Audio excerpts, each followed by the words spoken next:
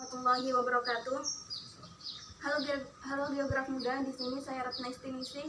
Saya dari Pendidikan Geografi Universitas Mula Warman angkatan 2018. Di sini saya bersama rekan saya. Perkenalkan, nama saya Sri Mayangsi, Geografi angkatan 2018. Terkait dengan tugas kamu kewirausahaan, di sini kita kedatangan narasumber yaitu Bapak Ben dari Universitas Muhammadiyah Kalimantan Timur dari Prodi Kesehatan Lingkungan.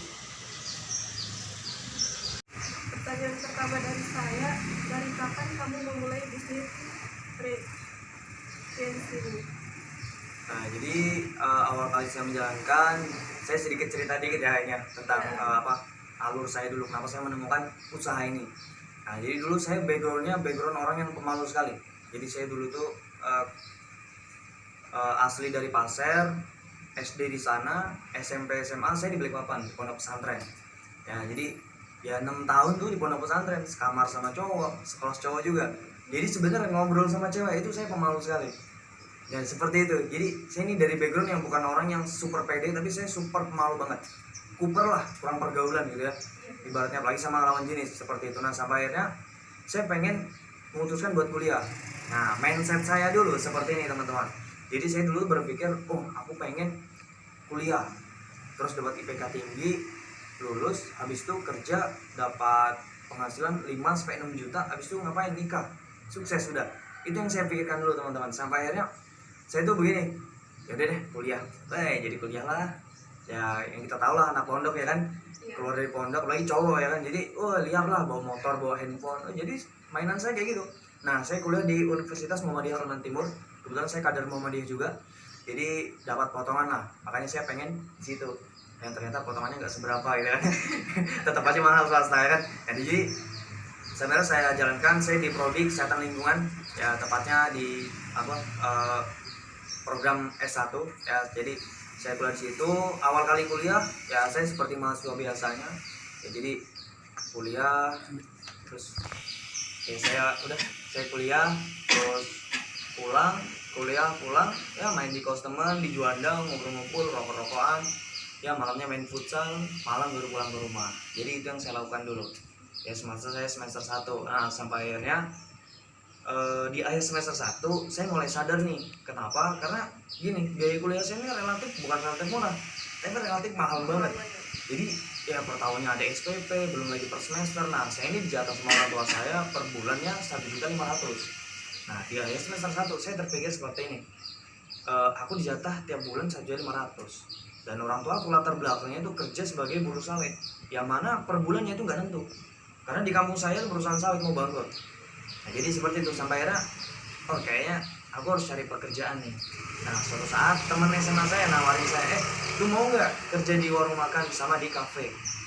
Nah, situ saya mikir lagi nih, wah kalau kerja di situ terikat waktu, kita disuruh kerja dari jam 4 sampai jam 10 malam, dan itu nggak boleh pegang handphone.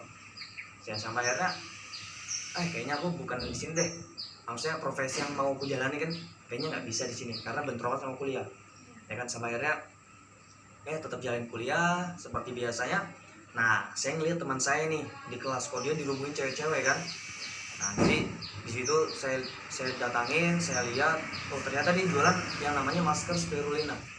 Saya dulu nggak tahu itu apaan, yang saya tahu ya udah masker lah, dipakai juga kan. Saya belilah satu kan, saya beli satu, tapi nggak saya pakai juga. Nah, jadi ya udah sampai sekarang nggak tahu kemana juga itu masker kan. Sampai akhirnya besoknya saya ajak nih teman saya nih buat bayar SPP. Saya tanya, lu punya waktu nggak? Bentar, mau ngapain? Ayo temenin gue bayar SPP. Dan bayar SPP, pas ngantri, saya tanya dia, usaha apa? Gitu kan? Ya udah, dijelaskan, tak. Wah, saya nggak paham sama sekali. Karena memang jiwa saya belum pernah terjun ke dunia bisnis, apalagi dunia usaha, apalagi kerja ikut orang ya kan. Jadi saya nggak pernah punya pengalaman yang seperti itu. Sampai akhirnya saya tertarik di bagian belakang, yaitu tentang penghasilan. Yang memang penghasilan ini gede sekali. Kalau saya pikir lagi, di luar sana profesi apa yang bisa menghasilkan penghasilan sebesar ini? Ya udah deh, saya mutusin buat bergabung. Dan awal kali saya bergabung, saya nggak punya modal sama sekali teman-teman.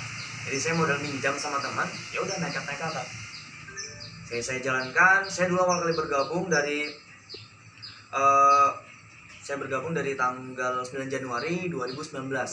sampai sekarang kurang lebih udah setahun 3 bulan lah. Nah jadi di sana apa ya, banyak sekali perubahannya. Saya yang awalnya tuh pemalu, mental saya kuper, kurang pergaulan, sekarang banyak sekali teman-teman saya. Bahkan setiap hari saya selalu ketemu dengan orang-orang baru. Jadi saya selalu kenal dan banyak relasi saya, apalagi kampus-kampus Samarinda ini. Nah seperti itu teman-teman. Nah, kalau misalkan pasti kan setiap bisnis itu ada yang namanya kendala. Ya benar sekali. Gimana nih kendalamu dalam melakukan bisnis ini? Oh kalau kendala ya aku ceritanya ya kan. Jadi untuk di awal kali saya jalankan itu saya diam-diam. Jadi ke kampus saya bawa produk ini. Kan saya beli produk ya, saya ke kampus bawa produk ini, itu nggak saya tenteng gini, saya masukin dalam tas. Karena saya malu jantan gini jualan kayak gini ya, jualan teh, produk-produk apa ibaratnya herbal gitu ya.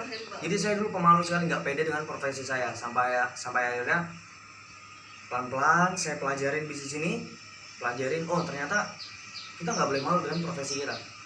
Apapun profesi kita jangan pernah malu, seperti itu ya. Jadi nah yang namanya dihina teman, wah udah sering banget di kampus. Saya sampai dibilang obat Cina segala, itu udah saya terima semua. Apalagi belum lagi orang tua yang negatif dengan kita. Jadi orang tua juga dulu sempat mendukung, tapi karena melihat kita nggak ada hasilnya, nggak ada perkembangannya, jadi mereka sempat melarang kita juga. Yang saya dikasih pilihan buat kuliah atau kerja. Nah, jadi saya bisa menjamin, saya bilang sama orang tua saya, sama kakak saya bisa menjamin kalau saya kuliah sambil bisnis, IPK saya nggak turun dari di bawah 3. Ya, sampai akhirnya saya dibolehkan, ya kan? Ya sampai sekarang, ya banyak sekali lah. Pernah juga ban bocor di tengah jalan, ya tidur di masjid juga pernah. Apalagi dikunciin dari rumah juga, aduh pernah banget karena saya selalu pulang malam teman-teman. Ya jadi banyak banget lah kendalanya, kalau mau diceritain nggak selesai juga saya besok ya kan, seperti itu. Selanjutnya, bagaimana kamu itu membagi waktu antara bisnis dan pendidikan? Bisnis dan pendidikan ya, oke. Jadi berbicara memanage waktu ya kan, memang kita di bisnis ini untuk di awal kita dikasih tahu dulu, diarahkan buat apa, buat menemukan prioritas kita, seperti itu teman. Jadi saya disuruh mengingat nih, tujuan saya ada di Samarinda itu mau ngapain. Yang pertama saya pengen kuliah, dan kuliah itu adalah impian orang tua saya, ya kan. Jadi memang itu prioritas utama kita, ya kan. Jadi kita tahu di kesehatan kan banyak sekali tugas-tugas, banyak sekali laporan. Jadi ya saya harus pintar-pintar membagi waktu, dan kita di sini juga belajar buat membagi waktu gitu. Jadi kita sesuaikan dengan jadwal kuliah kita. Ya, misalkan nih hari Senin mata kuliah pagi dari jam 7 sampai jam 10 pagi, jam 10 ya. Nah, selebihnya ngapain? Kosong. Ya udah, jam kosong itulah yang kita pakai buat bisnis. Seperti walaupun ada ngerjain tugas kelompok dan lain-lain, ya udah kasih waktu dari jam sini sampai jam sini. Biasa kan kalau kita lihat kan kerja kelompok itu biasa terkadang banyak juga sih yang cerita gitu kan. Jadi banyak waktu terbuang. Itu yang saya nggak mau. Jadi terkadang kalau memang ada kerja kelompok itu, saya benar-benar deadline kan, maksudnya dari jam sekian sampai sekian. Nah jadi kalau udah jamnya lewat dari yang saya batasin, saya harus pergi karena saya udah punya janji dengan orang lain untuk jalankan bisnis ini, seperti itu. Pengembangan bisnis Anda dari awal Anda menjalankan sampai saat ini. Nah untuk perkembangan bisnis, memang di awal kan kita merintis dulu ya. Jadi banyak sekali lah masalah-masalah, ya entah awal kali saya kumpulkan tim-tim saya yang dulunya sudah berkomitmen buat kembangin bisnis di Samarinda, ujung-ujungnya 3 bulan, 4 bulan, 5 bulan mereka hilang. Jadi tim-tim saya yang dulu saya kumpulkan itu pernah hilang semua, sampai akhirnya lagi seperti itu. Jadi di awal jatuh bangun sekali di awal perkembangannya. Tapi untuk saat ini alhamdulillah saya udah punya beberapa rekan, beberapa jaringan yang ada di Unmul juga ada, IAIN, di Widya Agama juga ada. Rata-rata sih mahasiswa semua. Pelajar pun juga ada, kalau pelajar di daerah Palaran. Perkembangan jaringan saya seperti itu. Nah, setelah kamu bergabung dengan bisnis Tians ini, apa sih yang kamu dapatkan? Kan sudah pasti. Selain finansial itu, kamu dapatin apa lagi sih dari bergabung sama bisnis ini? Nah, untuk yang saya dapatkan sendiri ya. Jadi selain finansial, memang kita di sini untuk di awal 1-2 tahun ke depan memang kita disuruh fokusnya belajar, jangan pernah fokus dengan hasil seperti itu. Jadi di awal kali saya dijelaskan dengan bisnis ini, saya juga mikirnya aneh, kok di sini ada sekolah bisnisnya gitu, ya kan. Jadi saya berpikir, oh kayaknya bayar lagi, sekolah lagi gitu kan. Nah jadi kalau kita pikir lagi kan, buat apa sih ada SD, SMP, SMA, terus kuliah juga ada kan, universitas. Nah itu buat apa itu ada gitu ya kan. Jadi memang buat kita menambah ilmu kan, belajar membaca, menulis, menghitung dan lain-lain ya kan. Nah begitu pula dengan sekolah bisnis yang ada di bisnis kami seperti itu. Jadi yang saya dapatkan di sekolah bisnis ini sangat banyak sekali ya, terutama yang pertama itu pengembangan diri. Dan yang saya awalnya nggak berani untuk berbicara seperti ini gitu ya kan, untuk mempresentasikan terus menceritakan cerita kehidupan saya seperti apa, itu saya dulu nggak berani banget. Jadi susah banget untuk cerita ke orang-orang, apalagi yang baru pertama kali saya kenal ya kan. Nah jadi seperti itu. Terus juga dari gaya bicara, public speaking, itu semua kami pelajari tentang kepribadian manusia, karena setiap harinya kita itu bertemu dengan orang-orang baru ya kan. Contoh deh, kepribadian saya itu sanguin. Nah sanguin ini tipikal orang yang banyak ngomong banget dan juga orang yang mudah sedih. Nah begitu kita ketemu dengan orang yang tipikal orang koleris dan dia orang baru. Orang koleris itu seperti bos, dia pemarahan, jiwa kepemimpinannya ada. Jadi orang koleris dia itu nggak suka mendengar kalau ada orang yang banyak ngomong seperti. Jadi lebih banyak actionnya orang koleris itu. Nah jadi seperti kita harus bisa menyesuaikan di bisnis, kita harus bisa menyesuaikan karena setiap harinya kita bertemu dengan orang baru. Jadi seandainya kita nggak belajar buat memahami kepribadian manusia, kita nggak bakalan bisa ketemu dengan orang-orang baru dan kita nggak bisa mengajak mereka buat bekerja sama dengan kita. Itu fungsinya. Makanya di sini juga salah satu kebiasaan orang-orang sukses kan itu membaca buku, dan buku-buku kami pun buku-buku positif semua. Salah satunya berpikir dan berjiwa besar. Lalu juga ada mencari kawan dan mempengaruhi orang lain. Lalu juga ada personality plus yang mempelajari tentang 4 kepribadian manusia. Seperti itu. Itu yang saya dapatkan sih, pengembangan dirinya. Terus bagaimana motivasi Anda dalam menjalankan bisnis ini? Untuk motivasi sendiri buat anak-anak muda, ya jangan sampai kita pandai di sekolahan tapi kita bodoh dalam dunia nyata. Jangan sampai kita pandai di sekolah dengan menghitung matematika, fisika dan lain-lain, tapi kita bodoh soal mencari finansial. Bukan berarti kita mendewakan uang, karena yang perlu kita ketahui, banyak orang-orang yang sudah berumah tangga itu hancur. Faktor utamanya apa? Finansial.